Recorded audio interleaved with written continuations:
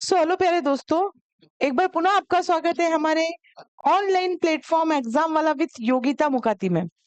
जैसा कि आप लोगों को पता है कि नवोदय की जो क्लासेस है डेली हमारे यूट्यूब चैनल पर चल रही है ना। आना चाह रहे हैं सिलेक्शन, तो एक बात को आपको ध्यान में रखना होगा। ध्यान में जो बात रखनी है वह बात यह है कि अब आपको सब कुछ भूलना होगा और अपने मार्ग की ओर प्रशस्त होना होगा। पूरा ध्यान, पूरा कंसंट्रेशन आपको कहाँ लाना होगा?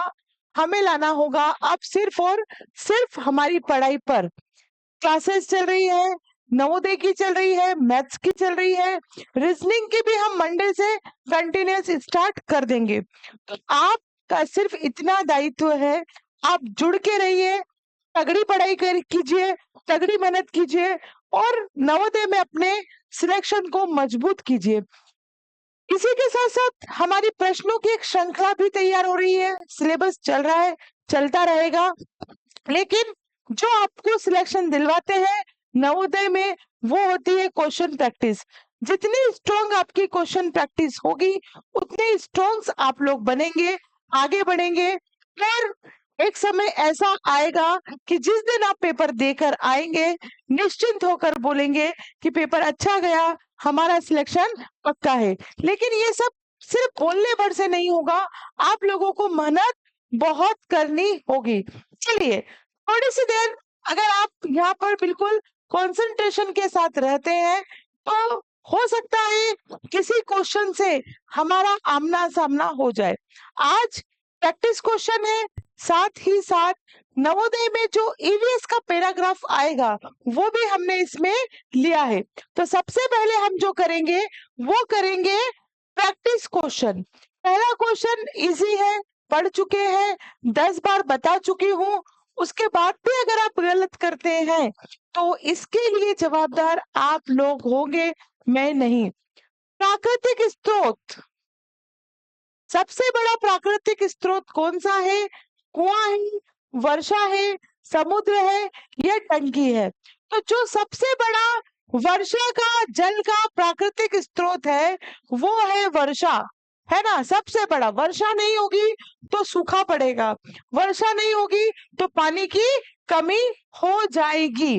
ठीक है, चलिए नदी का जैसे हमारे यहाँ, मैं मध्य प्रदेश में रहती हूँ, है ना, और बहुत सारे लोग मुझको सुनते हैं, कोई जम्मू कश्मीर से भी है। एप्लीकेशन पे तो ऑलमोस्ट सभी राज्य के बच्चे जुड़े हैं। तो अगर वो मुझे यूट्यूब पर सुन पा रहे हैं, है ना, एप्लीकेशन में तो आप लोग मुझे देखते ही हैं, अगर आप मुझे यूट्यूब पर सुन पा रहे हैं तो आप कहाँ कहाँ से हैं ये कमेंट सेशन में जरूर बताएं और वीडियो को लाइक करें और अपने फ्रेंड सर्कल में इसे शेयर भी करें।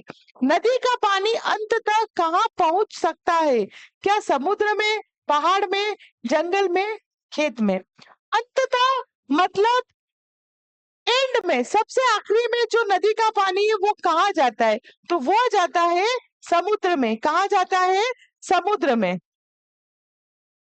पहाड़ से निकलने वाली नदी का पानी सामान्यतः किस दिशा में बह, बहता है? पहाड़ से निकलने वाली नदी का पानी सामान्यतः किस दिशा में बहेगा?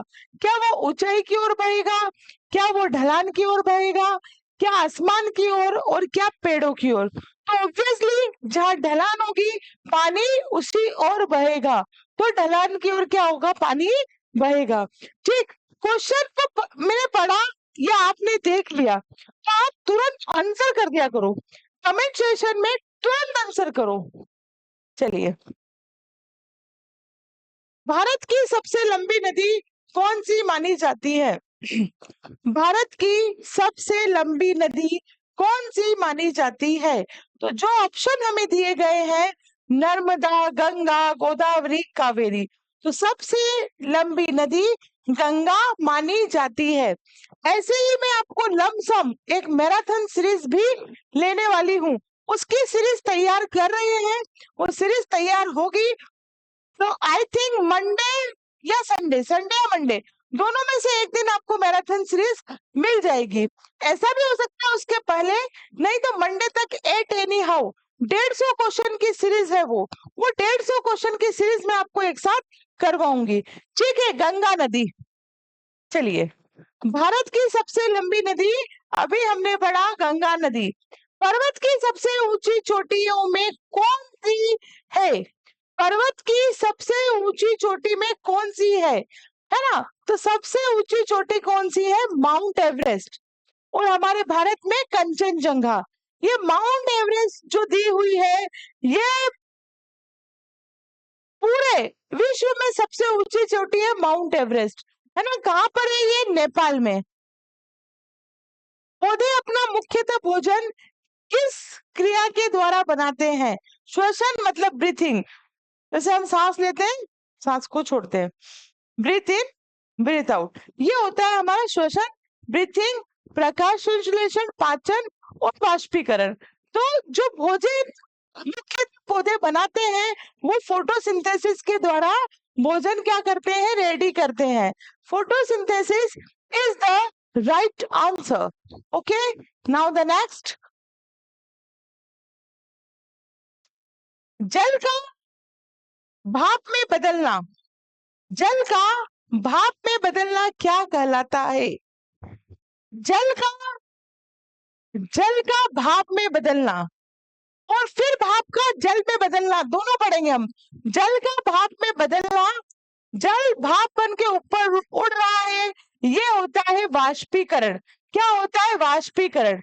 इसी के उल्टा जल वाष्प के ठंडा होकर छोटे छोटे बूंदों में नीचे आना, ऊपर जा रहा है, वो है वाष्पीकरण। पुनः नीचे आ रहा है, वो है संघनन। ठीक है, वो है आपका संघनन। याद रखने योग्य बातें हैं। निम्न में से कौन प्राकृतिक आपदा है?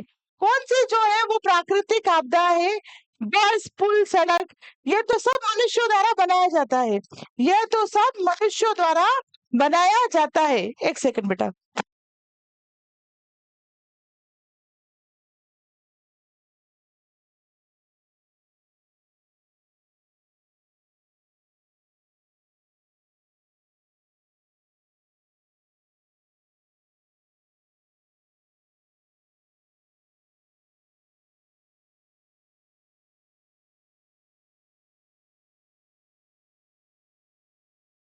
चलिए, थोड़ा सा क्षमा चाहेंगे। निम्न में से कौन सी प्राकृतिक आपदा है? पुल है, सड़क है, बस है, बाढ़ है। तो जो बाढ़ है वो क्या है? प्राकृतिक आपदा है। चलिए आगे बढ़ते हैं हम।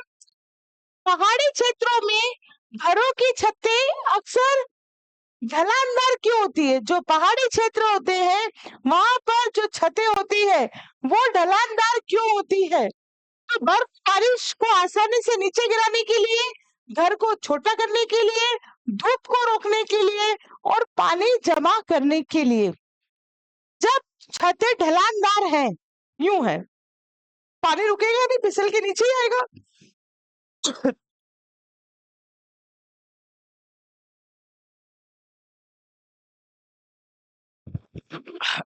चलिए, आज क्या हमारे ऑफिस का काम चल रहा है तो पूरा डस्टिंग डस्टिंग हो रहा है।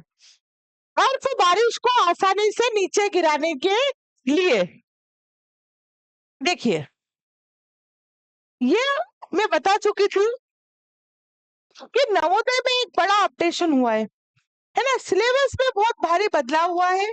मैं फिर आपको बता देती हूँ, एक बार पुनः आपको जगा देती हूँ, क्योंकि मेरा काम है आपको जगाना। बदलाव जो हुआ है वो ये हुआ है कि सिलेबस चेंज हुआ है। सिलेबस में अगर हम देखें तो जो भाषा परीक्षण वाला भाग है उसको छोड़कर, इसको छोड़कर, मतलब इसमें कुछ भी बदलाव नहीं है, ये आपको पढ़ना है जैसा अभी तक आप पढ़ते आए थे। लेकिन अगर हम मैथ्स की बात करें, मैथ्स के अलावा हम रीजनिंग वाली, मानसिक योग्यता वाली बात करें, तो उसमें से चैप्टर रिड्यूस हुए हैं। रिड्यूस करके पूरा पूरा एक नया टॉपिक ईवीएस का जोड़ दिया गया है। क्या जोड़ा, क्या घटाया, इसको जानने के लिए आप हमारा प्रीवियस वीडियो जरूर देखें। बिना मतलब, बिना वजह आप तैयारी करेंगे तो कुछ नहीं होगा। मेरा एक बच्चा है, मैं बुक का नाम नहीं बता सकती, बुक मेरे पास में ही है, कुछ ऐसी बुक है, ठीक है। तो बुक का नाम तो नहीं बता सकते हम आपको, नहीं तो पब्लिशर बोल देगा कि आप हमारी बुक का गलत प्रचार करते हैं। बुक मार्केट में आई है तो उन लोगों ने क्या किया है कि ईवीएस की बुक दे दी है आपको, और ईवीएस के साथ साथ जो बुक दे रहे हैं वो लोग, वो पूरी बुक ऐसी है कि उसके अंदर पूरा पुराना मटेरियल दिया हुआ है, उसमें जो चैप्टर रिड्यूस हुए हैं उनको रिड्यूस नहीं किया उन लोगों ने। तो आप लोगों से निवेदन है कि पहले सिलेबस को पढ़े, जाने, देखें, उसके बाद ही आगे बढ़े। वो बड़ी पिक्चर नहीं करनी है अपने को कि हाँ भाई चलने दो चलने दो चलने दो, तो फिर चलते जाओगे, रुक नहीं पाओगे। तो पहले अगर आपको ज्यादा खलबली है कि यार कभी ऐसा हो जाएगा, ये पूछ लिया वो पूछ लिया, पहले सबसे पहले जो बोला है समिति ने, जो ऑफिशियली नोटिफिकेशन है, आप उसको रीड करें, उसको पढ़े, जो चैप्टर रिड्यूस है उनको रिड्यूस करके एक तरफ रखें, ठीक है।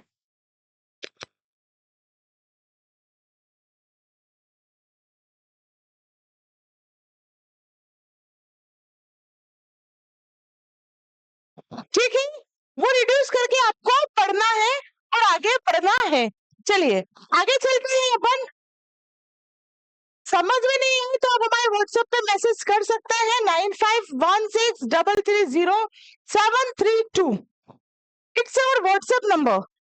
फोन नहीं करना है, फोन रिसीव नहीं होगा। समुद्र का पानी पीने योग्य क्यों नहीं होता है? समुद्र का पानी पीने योग्य क्यों नहीं होता है? क्यों नहीं होता भैया?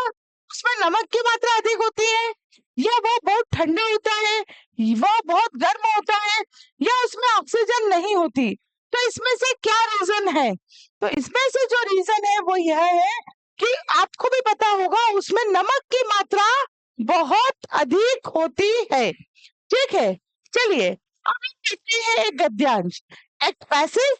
इस पैसेज को हमको पढ़ना है, देन उसके बाद हमें आंसर्स देना है।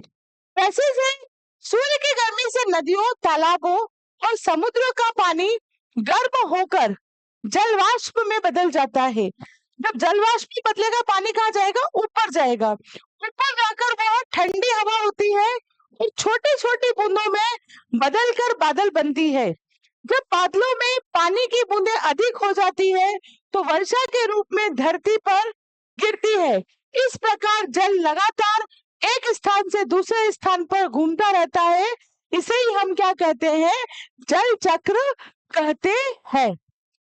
सेम टू सेम इसका इंग्लिश वर्जन दिया है, आप इसको पढ़ सकते हैं। चलिए पहला क्वेश्चन है, आपको आंसर अकॉर्डिंग टू पैसेज देना है। जो पैसेज है उसी के अकॉर्डिंगली आपको आंसर्स करने हैं। अपना दिमाग नहीं लगाना है, पैसेज पढ़ना है और आंसर देना है। पहला क्वेश्चन है, पानी को जलवाष्प में बदलने में किसकी मुख्य भूमिका है? पानी को जलवाष्प में बदलने की किसकी मुख्य भूमिका है? Has the main role in converting water into water vapour? किसकी भूमिका है भैया? तो वो सूर्य की है। The heat of the sun, the heat of the sun, सूर्य की गर्मी। सूर्य की गर्मी जब पानी पे पड़ती है तो वो वाष्पीकरण के द्वारा कहाँ चली जाती है? ऊपर, और ठंडी होकर वो किसका रूप धारण करती है? बादलों का। ये हमने इस पैराग्राफ में पढ़ा। जलवाष्प ऊपर जाकर क्या बनाती है? बर्फ, मिट्टी, बादल, पहाड़। तो अभी हमने पैराग्राफ में पढ़ा कि जलवाष्प ऊपर जाकर बादल बनाती है। ये मन से नहीं बोला जा रहा है, यहाँ लिखा है बादल बनाती है, ठीक है। चलिए, बादलों से पानी किस रूप में धरती पर गिरता है? बादलों से पानी किस रूप में धरती पर गिरता है? वर्षा के रूप में, धुएं के रूप में, धूल के रूप में, या हवा के रूप में? तो जो बादलों से पानी धरती पर गिरता है वह गिरता है वर्षा के रूप में। चलिए, जल चक्र में पानी लगातार क्या करता रहता है? जल चक्र में पानी लगातार क्या करता रहता है?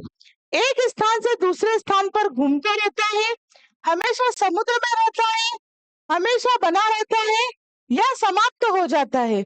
तो एक स्थान से दूसरे स्थान पर घूमता रहता है। पूरे गद्यांश का मुख्य विषय क्या है? तो पूरे गद्यांश का मुख्य विषय ना तो परिवहन है, ना ही पहाड़ है, ना ही प्राकृतिक आपदा। जो मुख्य विषय है वो है जल चक्र। तो मैं आशा करती हूँ कि आज का वीडियो आपको बहुत यूजफुल लगा होगा। आप इन्हें अपने फ्रेंड्स तक जरूर पहुंचाएं। ठीक, नेक्स्ट क्लास में हम फिर मिलेंगे। तब तक के लिए जय हिंद, जय Bharat. Thank you very much.